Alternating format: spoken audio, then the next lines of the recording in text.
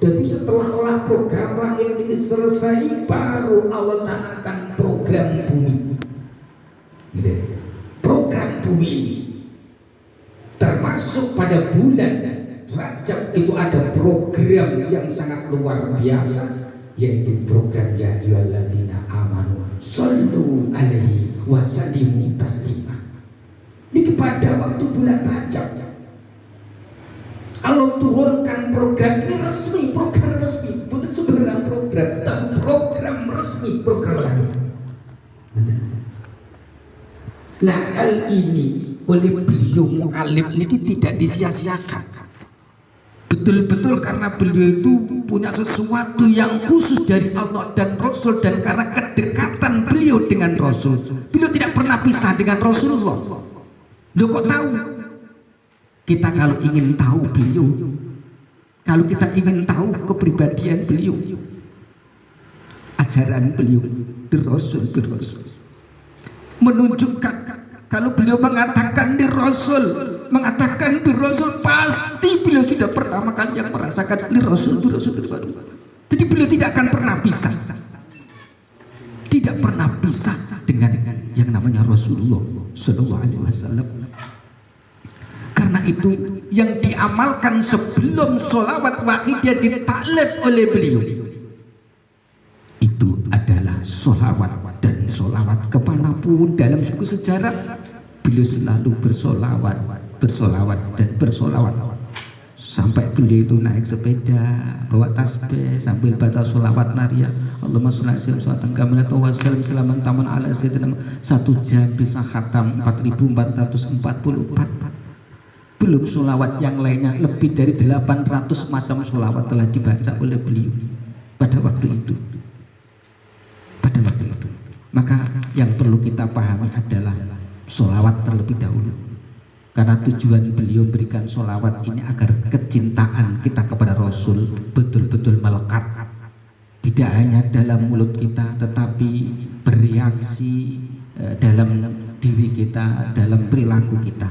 Itu maka beliau selalu mendahulukan dalam surat Al-Ahzab itu innallaha malaikatahu yusholluna ala nabi ya ayyuhalladzina amanu shollu alaihi wasallimu taslima. Nah hal ini dalam setiap upgrade atau setiap mengadakan penataran atau pendalaman pada waktu dulu itu pasti dibabkan adalah bab sholawat. Kalau fikih itu dibabkan mungkin bab toharo, bab kesucian, bab kebersihan. Begitu juga dengan ini.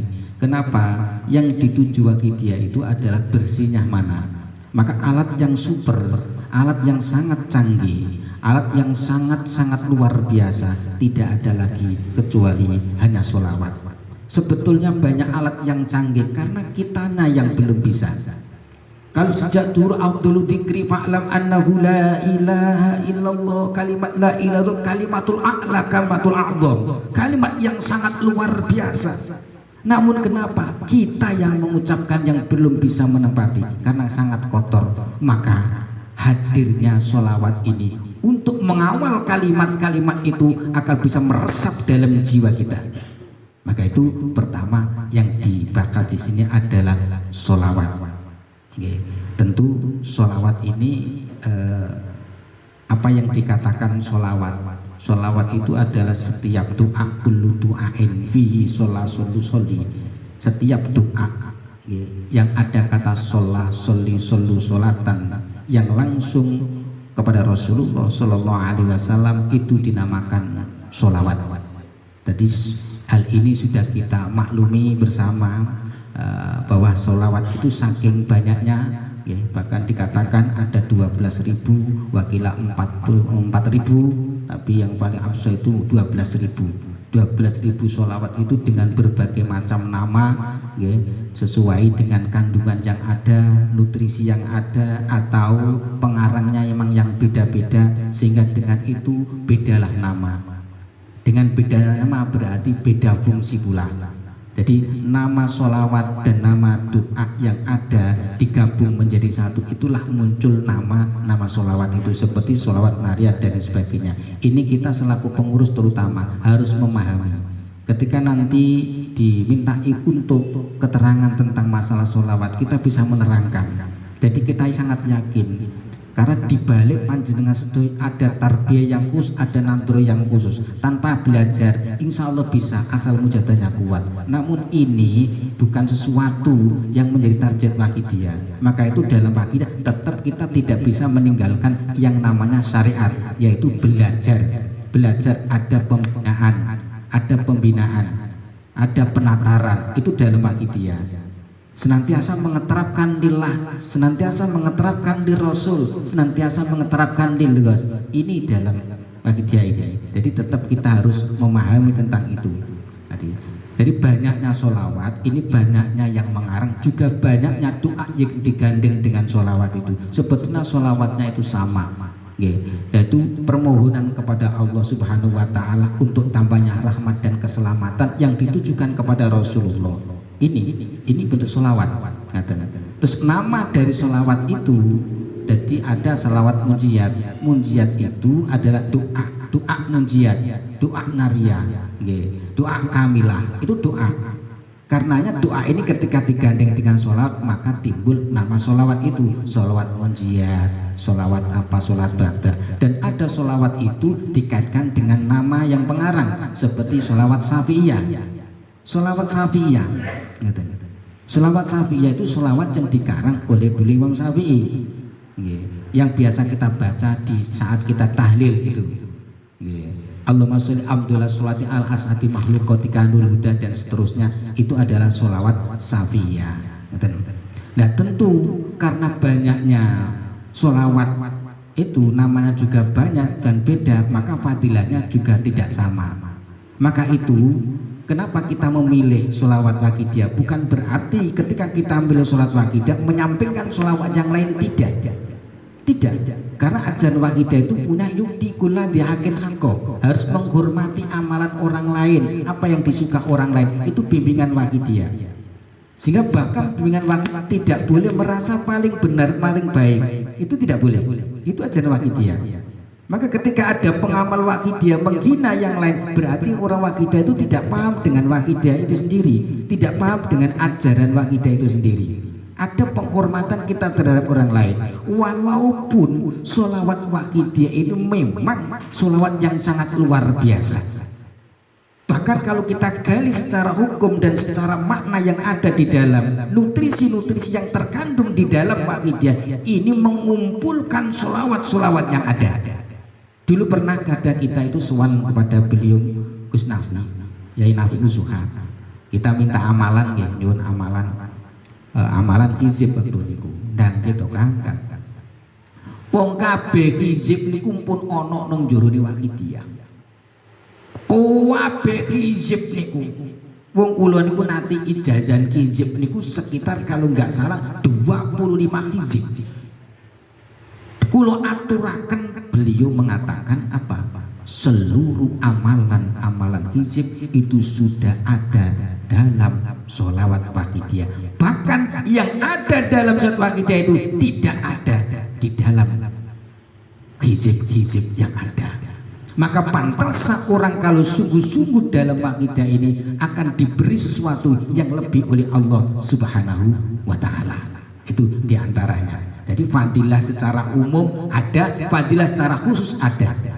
Secara umum merata, orang yang baca sholawat 1 kali dibalas 10 kali secara umum. Orang yang baca 100 kali itu kutiba baina ainaihi bara'atu minan nar bara'atu minan nifaq, dicatat dia dibebaskan dari penyakit munafik dan dibebaskan dari neraka. Itu sholawat secara umum.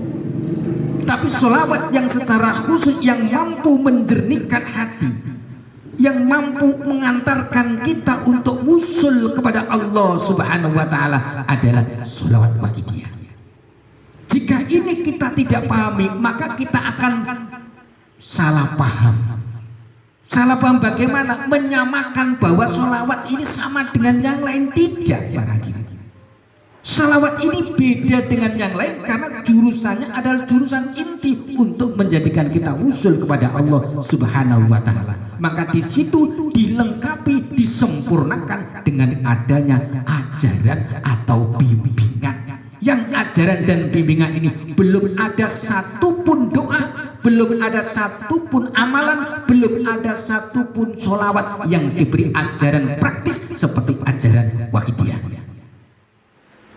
Ya jenengan dereng nate ngamal nariyah, kula niku pengamal nariyah. Niku ngamal niku 2 tahun 2 bulan 22 hari nirakati nariyah.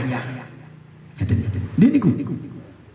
Tapi para hadirin tidak seperti rasa dalam selawat Wahidiyah ini. Maka itu kenapa ini saya bahas, kenapa pertama masalah sholat Wahidiyah ini dan sholat-sholat yang kita bahas dalam pembahasan kali ini, karena ini awal supaya kita tahu nantinya siapa guru kita, siapa pengarang kita itu, sehingga dengan kita tahu apa yang diberikan, apa yang dijajakan oleh beliau, maka kecintaan kita kepada beliau semakin tambah. Boten carut marut kados sakniki. Niki. Maka itu alhamdulillah kula bersyukur kepada Dewan Pimpinan Cabang yang berikan kesempatan ya, kita sama-sama belajar, tidak ada yang pinter, supaya kita ini belajar menjadi murid, jadi memahami sholawat ini mudah-mudahan mengantarkan kita menjadi murid yang sesuai dengan harapan guru kula panjenengan. Allahumma amin amin ya rabbal alamin. Jadi selanjutnya para hadirin, kalau sholawat ini secara umum bisa mendekatkan kita pada Rasulullah, bisa menjadi penebus dosa, seperti ada dawu shollu alaiya fa inna sholatakum alayya kafaratul lakum wa zatakum laman shalla alaihi wa sallallahu alaihi wasallam secara umum. Jadi sholawat itu mampu menebus dosa kula panjenengan, menjadi pembersih, menjadi pengawal dari doa-doa kula panjenengan secara umum. Dah kira-kira leis kira-kira nopo nggih menjadi penebus kula sampeyan niki, kira-kira ada jaminan enggak untuk kita bisa makrifat kepada Allah? Belum. Kalau belum ada pengantar yang sahih, kalau belum ada guru yang mampu menembuskan, ini belum bisa. Belum bisa secara umum. Maka itu pentingnya kita mengamalkan sholawat yang khusus, sholawat yang kaitannya dengan hati kita, gitu, dengan hati kita. Kenapa rohaniah kita selama ini rusak para hadirin? Selama ini rohaniah kita itu rusak dengan perasaan yang paling baik, dengan perasaan yang paling hebat, rusaknya oleh ini, rusaknya oleh nafsu. Maka itu amalan sholawat Wahidiyah ini adalah untuk membenahi dandani jiwa kita, dandani rohaniah kita. Jika rohaniah kita sudah terbenahi, maka secara langsung, secara niki pasti dipastikan nanti lahiriahnya pun juga akan ikut menjadi baik. Niku diantara pun. Jadi kalau kita ingin ampunan Allah, cukup sholawat sudah mampu untuk mendatangkan rahmat Allah, mendatangkan ampunan Allah, membuka pintu rezeki, bisa mendekatkan kita pada Allah, mendekatkan kita pada Rasulullah sallallahu alaihi wasallam. Cukup dengan sholawat. Namun yang perlu kita pertanyakan, kira-kira sholawat apakah yang mampu membuat hati kita jernih sesuai dengan namanya sholawat Wahidiyah. Wahidiyah itu dari kata wahidun, dikasih ya libat dan taknis. Jadi dikasih tak marbuto, di situ ada wahidiyatun, wong sing bangsakno diri untuk bertauhid kepada Allah Subhanahu wa taala.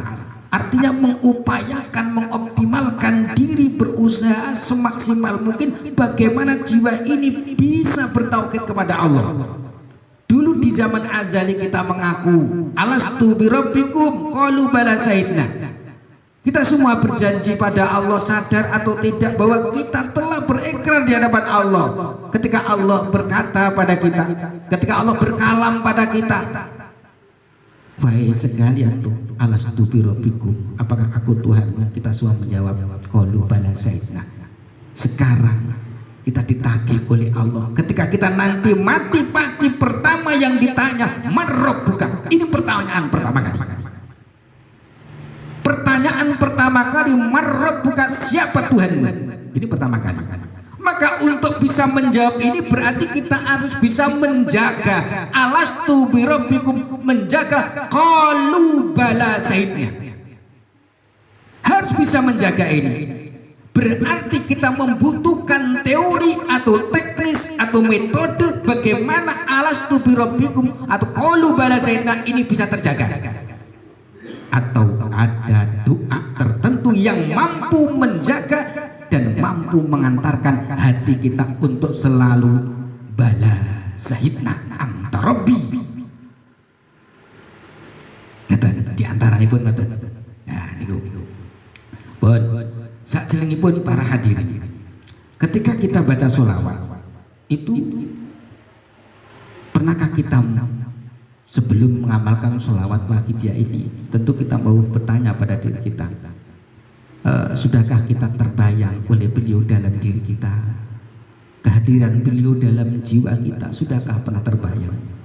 Padahal orang yang baca sholawat itu kalau sholawatnya betul-betul sudah meresap, inaman daqoladatal usul ilal mustafa daqoladatal usul ila rabbi ta'ala di anal hadrata wahid, bahwa seseorang ketika bisa merasakan, bisa usul kepada Rasulullah, rasa nikmat bersama dengan Rasulullah, bahkan Rasul Nur Muhammad ini tidak pernah lepas dari kita. Nur Muhammad selalu ada dalam diri kita, bahkan ada dalam setiap makhluk yang ada. Sudahkah kita pernah merasakan kehadiran beliau? Sebelum kita mengamalkan wahidiyah mungkin tidak pernah berpikir semacam itu, apalagi sampai merasakan. Berpikir semacam itu pun masih jauh. Tapi alhamdulillah melalui wahidiyah ini kita bisa merasakan beliau, bahkan menyadari dengan bir Rasul, bisa menyadari dengan bir Rasul kita. Jadi segala sesuatu ini adalah jasa dari beliau Rasulullah SAW. Ini adalah satu bimbingan dari beliau, guru kula panjenengan muallif qaddasallahu sirra wa radhiyallahu taala anhu. Yang selanjutnya para hadirin, setelah kita mengenal sholawat yang ada, tentu kalau dibahas tentang sholawat tidak akan ada habisnya. Belum sholawat malaikat, malaikat saja ini semuanya bersolawat, seperti sholawat Jibril sallallahu ala Muhammad sallallahu ala Muhammad. Ada banyak cerita tentang malaikat-malaikat yang dihukum oleh Allah dan dia bisa selamat sebab sholawat itu, termasuk para nabi, terutama Nabi Adam alaihissalam, Nabi Ibrahim yang dihukum, terus juga Nabi Idris yang sekarang ada di langit, yang sekarang katanya ada di surga. Semuanya itu karena sholawat kepada Rasulullah sallallahu alaihi wasallam. Tentu kenapa kita harus bersolawat, diantaranya adalah semacam itu. Namun yang paling kita harus takuti para hadirin, harus kita takuti ancaman ketika kita tidak bersolawat kepada Rasulullah SAW. Ancaman ketika kita tidak suka kepada Rasulullah SAW. Ketika ada di antara mereka yang tidak suka atau memutar wahidiyah, itu adalah bagian cara Allah untuk agar kita bereaksi, mempunyai cara bagaimana cara mereka itu bisa paham, bagaimana cara mereka, cara kula panjenengan supaya orang-orang yang benci dengan wahidiyah itu mereka bisa senang dengan wahidiyah. Jangan kebencian dibalas dengan kebencian. Kebencian mereka adalah rahmat dari Allah agar kita meningkat imannya. Namun paling tidak kita harus tahu bahwa ancaman kita, ancaman Allah ketika kita tidak bersolawat kepada Rasulullah SAW. Yang pertama, mandukitu ingdahu walam sholli alayya fadzalika abkhalun nas, dalam riwayat An-Asim an Abi Dzar Al-Ghifari. Jadi ketika nama Nabi disebut dan tidak bersolawat pada kanjeng Nabi, maka mereka itu tersebut abkhalun nas, orang yang paling bakhil-bakhilnya manusia. Kalau dalam wasiat Sayyidina Ali, wasiat Rasulullah kepada Sayyidina Ali, ketika itu Sayyidina Ali didhawuhi oleh Rasulullah diceritakan tentang masalah surga dan neraka, tentang surga dan neraka. Ketika surga diciptakan oleh Allah, ya Rabb lima khalaqtani ya Rabb, tu Gusti kangge sinten panjenengan ciptakan kula. Terus swarga ngaten, swarga tangget dateng Allah, ya Rabb kula niku panjenengan dadosaken kangge sinten? Allah jawab, likulli sakhiyin wa muttaqiyyin, kamu aku ciptakan untuk orang yang luman, orang yang dermawan, dan orang yang bertakwa. Giliran neraka ketika ditanya oleh Allah, ketika neraka dicipta oleh Allah, lama khalaqal jannah, lama khalaqan nar. Ketika Allah menciptakan neraka, qalatin nar, nar berkata pada Allah, ya Rabb lima khalaqtani ya Rabb, Kau ciptakan aku dengan engkau isi berbagai macam siksa yang sangat dahsyat dan mengerikan. Ini untuk siapa ya Rabb? Apa jawab Allah? Likulli bakhilin wa mutakabbirin, khusus untuk orang yang sombong, untuk orang yang bakhil. Bahasa bakhil dengan abkhol itu beda. Kalau abkhol itu yang paling bakhil, yang bakhil saja, yang kelas bakhil ringan saja, itu neraka. Apalagi yang abkholun nas. Siapa abkholun nas? Itu orang-orang yang ketika nama Nabi disebut itu tidak mau menjawabnya. Di antaranya semacam itu. Hadirin rahimakumullah ya. Karena itu mari sama-sama kita pahami tentang sholawat ini ya. Sholawat ini kecaman orang yang tidak mau bersolawat dan lain sebagainya. Bukan berarti mengkelik ketemu karo tiang sehingga seneng karo sholawat sampai dawi ini neraka sampai dan sebagainya. Dan tidak semacam itu. Wajal dilhum billati iya aksan. Jadi wahidiyah ini sangat luar biasa. Tinggal kitanya. Bagaimana kita mengaplikasikan, bagaimana kita menerangkan wakidah dan membawa wakidah ini. Dia seperti bola. Bola ini mau kita giring kemana, tergantung menggiringnya. Itu diantaranya. Lah mungkin ketika ada pengontras wakidah, bahkan mereka mengatakan wakidah semacam ini, semacam ini, semacam ini, niki agar kulo sampean mujadah, agar kulo sampean bermujadah atau mujadahnya kurang atau harus koreksi diri. Mungkin ketika kita menyiarkan wakidah pribadi kita nggak sesuai dan lain sebagainya. Banyak hal yang harus kita koreksi. Jangan sampai kuloso panjenengan ketika mendengar mereka mencaci wakidah balik kita imbal dengan caci makian. Jadi kalau saling caci maki, mereka mencaci, kita mencaci, tidak ubahnya seperti anjing menggonggong. Jadi saling menggonggong, saling. Jadi ini tidak pantas dan tidak sesuai dengan ajaran beliau. Udah. Selanjutnya para hadirin, kalau sholat wakidah sudah kita maklumi ya, sudah kita pahami bahwa sholat wakidah itu adalah amdul doa wa ashalu doa. Paling gampang-gampangnya itu terus paling nopo nggih, ashalu turuk ilallah, lebih mudah jalan untuk menuju Allah dan lebih utama tanpa ada sesuatu yang menyulitkan. Lebih-lebih ketika kita berdoa tanpa menggunakan sholawat secara umum, maka doa kita tidak akan diterima oleh Allah Subhanahu wa Ta'ala. Bahkan sholat kita sendiri, sholat ini kan khusus menghadap Allah. Lu ngeten iki tanpa nggawa Kanjeng Nabi, ini mboten diterima karena Allah, mboten dadi. Jadi as-sholatu bi ghairi sholati ala Nabi sallallahu alaihi wasallam lam tuqbal.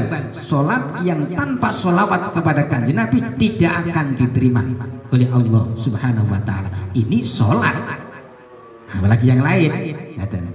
Maka itu kita harus yakin bahwa amalan sholawat itu adalah amalan yang sangat luar biasa. Amalan langit, surat dari Allah, surat langit yang diturunkan ke alam ini untuk menyenangkan kuloso panjenengan. Kul babi fadlika, kul bidalika fal yafrohu. Berbahagialah kita dengan rahmat Allah yang diberikan melalui sholawat ini. Nah sekarang mari kita bahas tentang sholawat wakidah, terutama sejarahnya. Sejarah ringkas niku niki harus kita paham. Kadang dai niku kudu ngerti apa nggih, nggawa sesuatu niku kudu ngerti karo sing digawa. Apa kuwi sholawat, soto apa, sapa sing aran, tahun piro, niku kudu ngerti ya. Nah kita harus paham semacam ini. Harus paham. Kalau perlu kita memahami, mengerti tentang sejarah sholawat-sholawat selain sholawat wakidah. Seperti sholawat Maria, siapa yang mengarang itu? Itu ulama dari Maroko. Diceritakan begini. Sholawat munjiat itu sholawat sing ngarang saya Duriri, harus ngerti. Sholawat Fatih sing ngarang siapa? Tahun berapa? Ini kita harus mengerti. Terutama sholawat wakidah yang kita amalkan, karena ini yang menjadi pijakan utama yang akan kita siar-siarkan. Wong dodolan kudu ngerti barangnya sing didol. Nggih. Lah nek kita mboten merep barang sing didol, lah niki padha karo ngapusi kula jenengan, semprul jenenge.